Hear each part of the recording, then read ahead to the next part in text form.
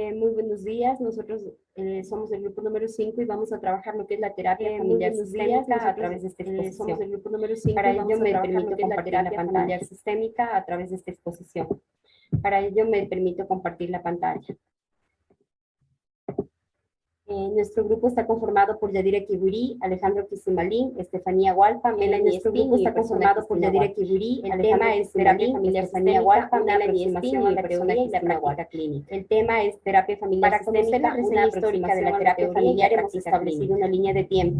Para los años 50 en Estados Unidos, la terapia familiar hemos establecido una línea de tiempo. En los años 50 en Estados Unidos, trabajar de forma más sistematizada con familias, valiéndose de conceptos psicoanalíticos, trabajar de forma más mencionarla con familias, valiéndose de la palabra psicoanalizados, que no es otra cosa que ir acumulando de forma ordenada, sistematizando la información, que no es otra cosa que ir acumulando de forma ordenada, estructurando la información que se va hallando, este cúmulo de información que hay que reconocer en los años 50, es decir, hicieron este cúmulo de permitían analizar conceptos psicoanalíticos, es decir, la forma de pensar de cada una de las personas, analizar el inconsciente de las personas para poder ir comprendiendo cada una de las personas, comprender el comportamiento de cada uno de los miembros para poder ir comprendiendo. En 1959 ya se funda cada uno de los miembros de la familia. En 1959, ya este año, el autor lo que hace es incorporar la teoría general de los sistemas. En este año, el autor lo que hace es incorporar la teoría general de los sistemas. Fue utilizada primero en el área de biología, la teoría general de los sistemas fue utilizada primero en el área de biología, sin embargo, ahora se la utiliza en diferentes. ¿Qué es lo que establece la teoría de los sistemas?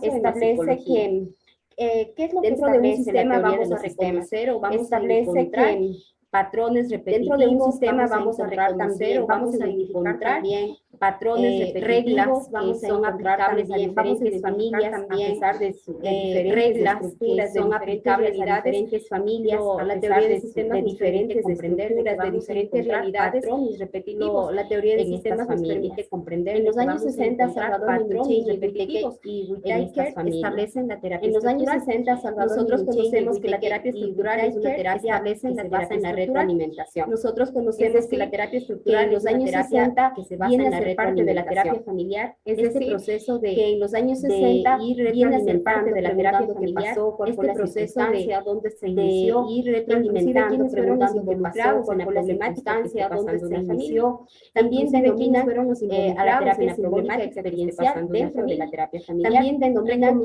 a la terapia simbólica experiencial importante dentro de un proceso íntimo familiar, que esta terapia es Salvador Minuchin cree importante abordarla dentro de la terapia familiar. Es por eso que Salvador Minuchin cree en 1967 abordarla de ellas con miembros esquizofrénicos, brindándole las 1967 trabajan con familias con miembros esquizofrénicos, brindándole la sistémica su nombre como tal. Nosotros conocemos que la hipótesis no es verdadera ni falsa, pero sí es importante para que se pueda abordar. Nosotros conocemos que la hipótesis no es verdadera ni falsa, pero sí es importante para que se pueda abordar. La circularidad es una gran herramienta, un principio muy importante para poder abordar en cuanto a psicoterapia, de tal manera que no busquemos señalar importante para poder abordar en cuanto a psicoterapia, de tal manera que no busquemos señalar cada miembro de la familia, qué piensa acerca de la cómo piensa cada miembro de la familia, y también para ir acerca de la determinada situación, qué tanto conocen de la problemática para ir reconociendo de una manera circular, qué tanto conocen de una problemática que se está manera de señalar, de una manera circular, y finalmente puesto no de una manera a manera de señalar, de neutralidad, y finalmente puesto en 1967 nos inquietan el principio de neutralidad, donde nosotros el ser neutro no estamos a favor ni en contra de nadie, se nos establece el ser neutro no estamos a favor de una manera espontánea dentro de la familia, y que las respuestas salgan de una manera espontánea dentro de la familia. Foster, en los años 70 contribuyen en el giro de la mirada teórica, al llevar la pregunta cibernética al ámbito de la terapia familiar, en el giro de la mirada teórica, al llevarlo de que la cibernética misma viene a establecer que el ser humano les había en constante comunicación, la cibernética misma verbal o no verbal, ser que el ser humano siempre está en constante comunicación, está esta verbal o no verbal, se encuentra siempre comunicada, de que el ser humano está en constante comunicación con el mundo exterior y también está recibiendo comunicación de este mundo exterior con el mundo exterior, que como da, también está recibiendo información de este mundo exterior,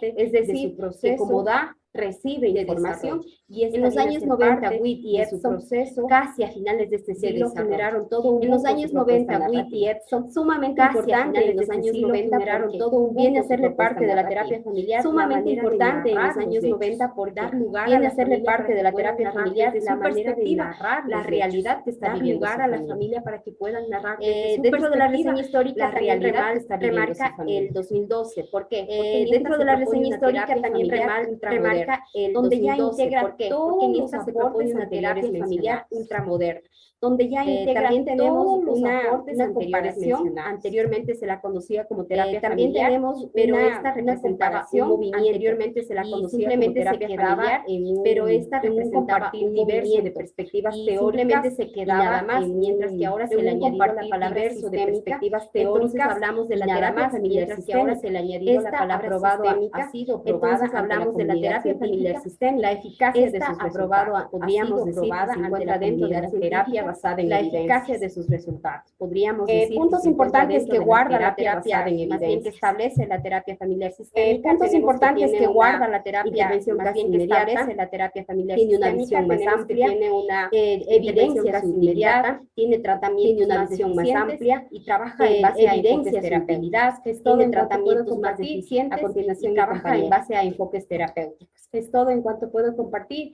A continuación, mi compañera.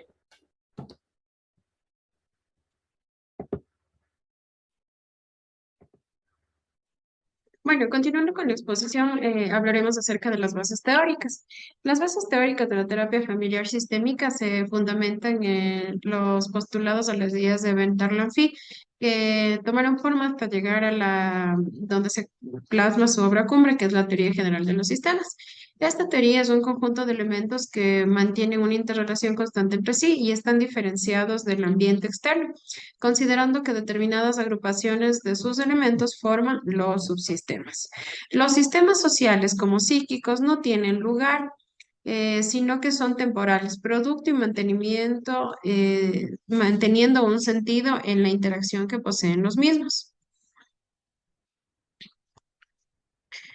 Después tenemos la primera línea de investigación del conocimiento de la terapia familiar sistémica, en la cual tenemos 4 postulados. El primero es la equifinalidad, el segundo la totalidad, la cuarta la circularidad y los sistemas cerrados y abiertos. La equifinalidad expone un hecho o estado que puede deberse a diferentes causas, en la que, por ejemplo, los miembros de una misma familia tienen una equipotencialidad, pero eso no dice que van a llegar a un mismo fin. La totalidad se debe analizar a cada uno de los miembros como formas aisladas de un conjunto, pero también se debe analizar en su totalidad para poder comprenderlos. La circularidad tiene que ver con que todos los elementos de una familia están interconectados entre sí. Para entender cómo funciona esta familia, obviamente es necesario entender cuáles son las interacciones entre sus miembros. Y finalmente tenemos los sistemas cerrados y abiertos. Los sistemas cerrados son los que no intercambian información y energía con el medio externo, mientras que los abiertos obviamente sí lo hacen. También se dice en estos postulados que ningún sistema es completamente abierto ni completamente cerrado.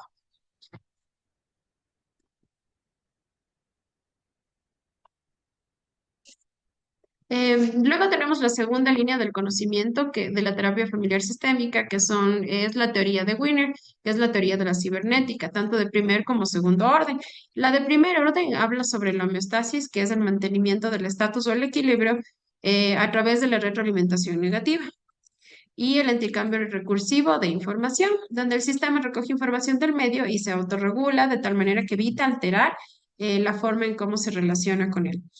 Como segundo, tenemos la cibernética de segundo orden, centrada en un proceso de morfogénesis, que en cambio busca un proceso de cambio asociado más a una retroalimentación positiva, donde el sistema, en base a la información externa, cambia la forma en cómo responde el medio. Y como tercer punto tenemos la teoría de Wassel-Lavick, que constituye la tercera base de la terapia familiar sistémica, que propone 5 axiomas o principios exploratorios de la comunicación humana. El primer principio es que no es posible no comunicar. Nosotros hablamos de este principio y entendemos que siempre vamos a estar comunicando algo, aun cuando no utilicemos la comunicación verbal, siempre vamos a estar comunicando con nuestros gestos, con nuestra forma de ver, con todo nuestro cuerpo. El segundo es los niveles de contenido y las relaciones de la comunicación. El primero se refiere a qué es lo que nosotros llevamos o qué es lo que vamos a comunicar y el segundo es la forma en cómo lo hacemos. El tercero es la puntuación de las secuencias de hechos, que plantea que cada persona entiende de forma particular los acontecimientos vividos y su realidad. La comunicación es digital y también es análoga. En cuanto a la comunicación digital, es un proceso que se aprecia en una dimensión que conforma el lenguaje, el habla y todo el conjunto de signos que utilizamos para comunicarnos. Mientras que la analógica es una dimensión de comunicación no verbal. En esto incluye la posición postural, la gestual y las inflexiones de la voz, que son una forma de comunicación no verbal. Finalmente, aquí se entiende al cuerpo como un medio de comunicación. Y el último postulado es la interacción simétrica y la complementaria. La interacción simétrica es donde las personas intercambian un mismo tipo de comportamientos que se basan obviamente en la igualdad y que tienen mínimas diferencias de comportamiento, por ejemplo, una relación entre gerentes. Y también tenemos la complementaria, donde uno de los miembros se halla en una posición superior a otro, como lo que sucede, por ejemplo, cuando un gerente tiene que comunicarse con alguien de un nivel subordinado. Estos son los 5 postulados acerca de la comunicación dentro de la terapia familiar sistémica basados por Watzlawick. Muchas gracias. Bueno, continuando a mencionar sobre lo que es la concepción de la familia. Bueno, menciona que es definida como un grupo natural, continuo de cambio dentro del mismo y frente a su contexto social. Es decir, la familia comprende su subsistema extenso en la cual deben interaccionar los miembros internos entre sí, demostrando su autonomía y con la sociedad. Bueno, nos indican que subsistema es la agrupación de miembros que se determina para integración y protección. Es por eso que la familia a su vez está formada por subsistemas. Generalmente encontramos compuestos por, tenemos lo que son hijos, que viene a ser lo que es filial o fraterno, padres, que viene a ser lo que es conyugal, y por último tenemos lo que es hijos y los padres, que viene a ser parental. De igual forma, tenemos los subsistemas donde encontramos los grupos familiares. Bueno, uno de ellos es la familia nuclear o tradicional, que es la composición de padres e hijos. Esa es la familia tradicional. Hablemos de familia monoparental, que viene a ser único progenitor y los hijos. Familia extensa, como su nombre no lo indica, viene a ser lo que son padres e hijos y uno o más miembros, como pueden ser tíos, abuelos, primos. Familia compuesta, viene a ser lo que es dos o más familias nucleares que residen en una misma vivienda. Familias reconstituidas, viene a ser lo que es la unión de una pareja, la que uno o ambos tienen ya hijos de un compromiso anterior. También nos queda lo que es familia nuclear. A cargo de los hijos está un tutor, que puede ser el tío o el abuelo. Bueno, dentro del grupo familiar también nos encontramos con etapas que atraviesan sus miembros. Siendo así, tenemos como el joven adulto no emancipado, quiere decir que ya es separado de la familia. Tenemos también la pareja recién casada que empieza a construir su nuevo compromiso. También tenemos lo que son familias con hijos pequeños que recién empiezan lo que son roles parentales. También tenemos lo que es familia con hijos de adolescentes. Ahí también se forma una independencia entre padres del adolescente. También tenemos lo que es emancipación de los hijos y periodos posteriores, lo que entraría es el afrontamiento y renegociación. También encontramos lo que son familias en las últimas etapas de vida. La pareja acepta el cambio, los roles generacionales, cambio de roles y apoyo. Bueno, eso es lo que encontramos, todo lo acerca de lo que viene a ser las etapas dentro del grupo familiar. Bueno, eso es lo que yo les puedo mencionar sobre el tema. Muchas gracias. Y les voy a hablar acerca de lo que es la crisis familiar. Bueno, nos menciona que crisis proviene del griego kapión, que significa separación o ruptura de la familia o del entorno familiar. A su vez nos menciona que esta crisis o conflicto por el que pasa el círculo familiar no solo se lo ve del lado negativo, sino a su vez se da a conocer su contraposición, donde cada uno de los miembros de la familia necesita una oportunidad para reivindicarse. A su vez también nos menciona que dentro del malestar que está pasando el grupo familiar, lo que se requiere es ver un cambio en donde cada uno de los miembros de la familia exprese su malestar para así poder trabajar y poder reestructurar a la familia. Carter nos da a conocer que existen 4 tipos de crisis, que es la crisis de desarrollo, que nos dice que esta se presenta en la etapa evolutiva del infante, en donde a través del desarrollo de su proceso se van presentando varios obstáculos por los que se requiere alcanzar un objetivo. En este caso sería en la etapa de los niños que están en pleno desarrollo, como es el aprender a caminar, o a su vez las etapas de Erin Erikson, que es confianza versus desconfianza, iniciativa versus culpa. También tenemos las crisis circunstanciales. Dentro de esta se presentan accidentes inesperados que se dan en el entorno familiar, o ya sea la pérdida de un ser querido, donde causa un conflicto o un malestar al entorno familiar. También hay las crisis estructurales. Esta se presenta debido a la furia que se genera por cada miembro de la familia, ya sea por no estar en mutuo acuerdo o evitar un cambio en donde sea afectada la conducta de la familia.